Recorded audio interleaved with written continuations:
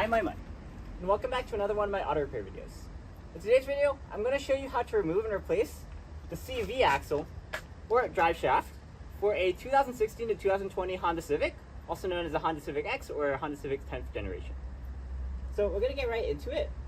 Oh, sorry, actually, I've already done a video on the driver's side, and I'm doing this right after I've done the driver's side, so it should be a pretty similar process. This one's going to be a bit more straightforward, and we're going to do it with power tools. This is a 2016 to 2021, not 2020.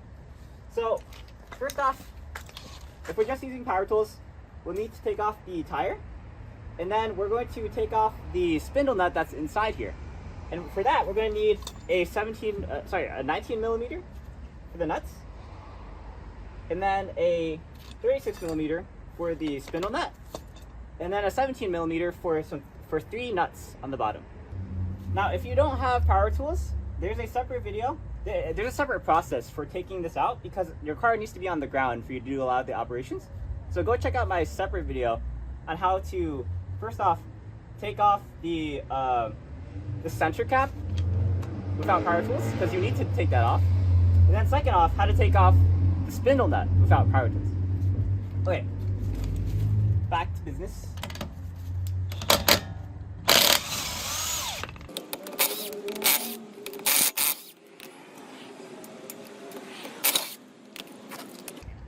Okay.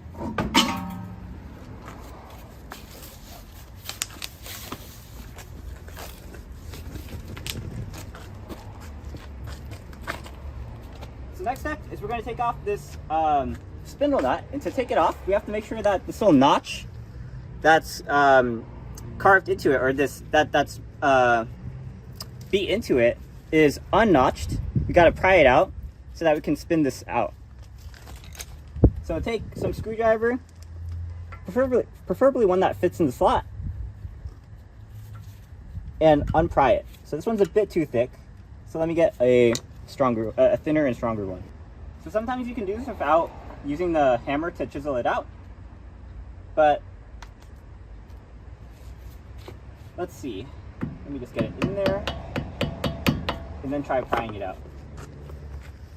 There we go.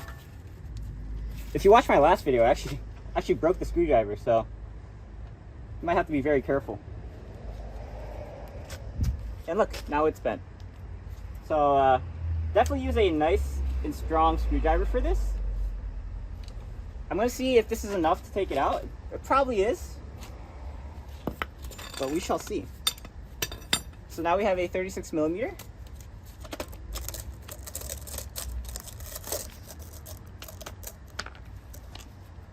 And we're going to take it out.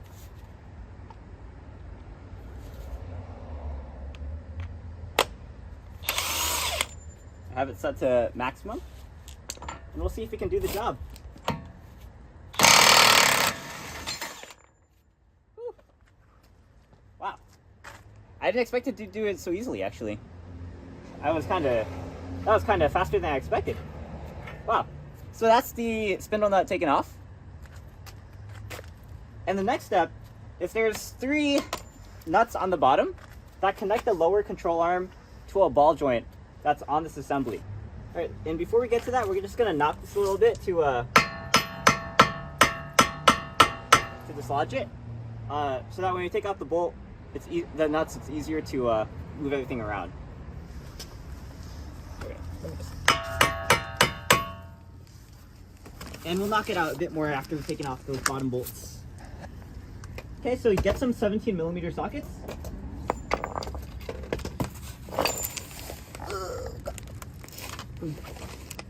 I hope this fits. If not, then we'll have to lift the car a bit more. Okay, it'll fit, just barely.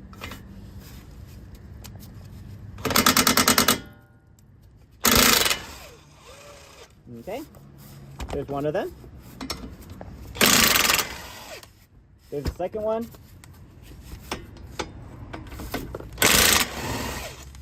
And here's the third one. Here's what the bolts look like. Sorry, the nuts look like. Pretty simple. You want to save that in a safe place. And now, we're going to pry the lower control arm away from that ball joint. So you want to take a pry tool and you're going to want to get between there.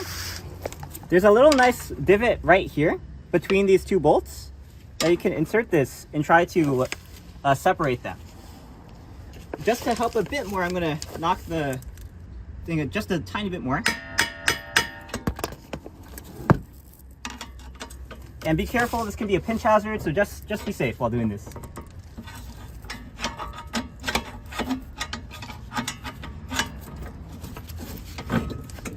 All right.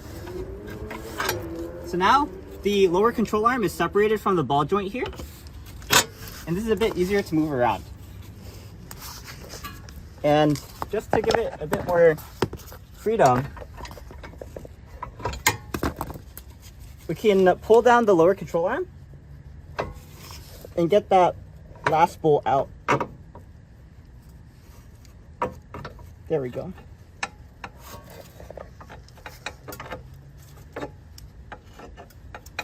Okay, alrighty.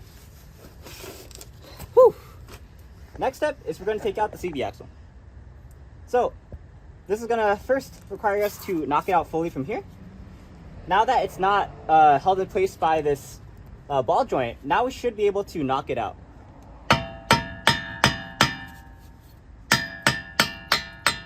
All right, so now that's very, it moves easily. Now we can just pull it out. And if it doesn't come out easily, you can pry it out, but I'm pretty sure I should be able to just, if I pull this back and pull this out a bit more,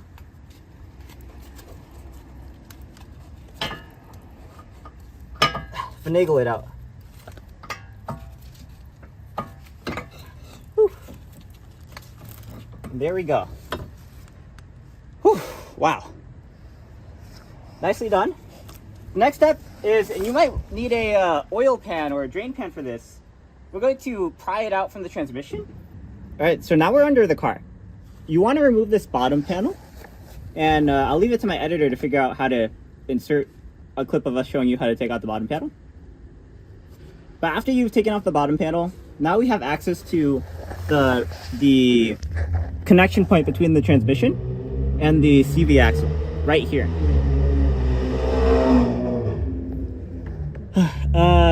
That happens every time. It feels like home. Anyway, on the other side, it's actually very simple to just use a pry bar, but it looks on this side, we don't have any place to get leverage. So we'll probably have to take some sort of metal rod or something, place it up against here, and then take a hammer and knock it. All right, let's give it a try. All right, let's hope nothing catastrophic happens.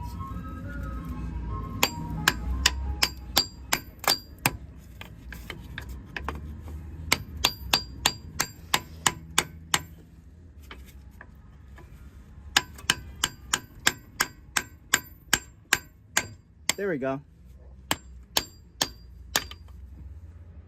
And I'm gonna, at this point I should be able to pull it out, but I'm just gonna knock it a bit more. And, you know, maybe transmission fluid might come out. In this case, it just didn't. But actually, now that I think about it, oh yeah, there would not be as much because the transmission's over there, and this is just, we're just unhooking it from a connection.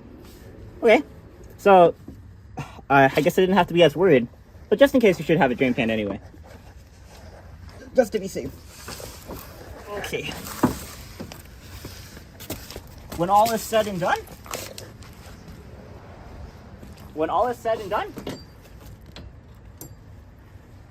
there we go. That is our passenger side CV axle. If you watch the driver's side video, this is significantly shorter and a lot differently shaped. This one has a quote-unquote female end, but we'll actually take out this one and compare it in my other video, so go check that out. But we're gonna skip over that video for this video, and we're gonna get right to the installation.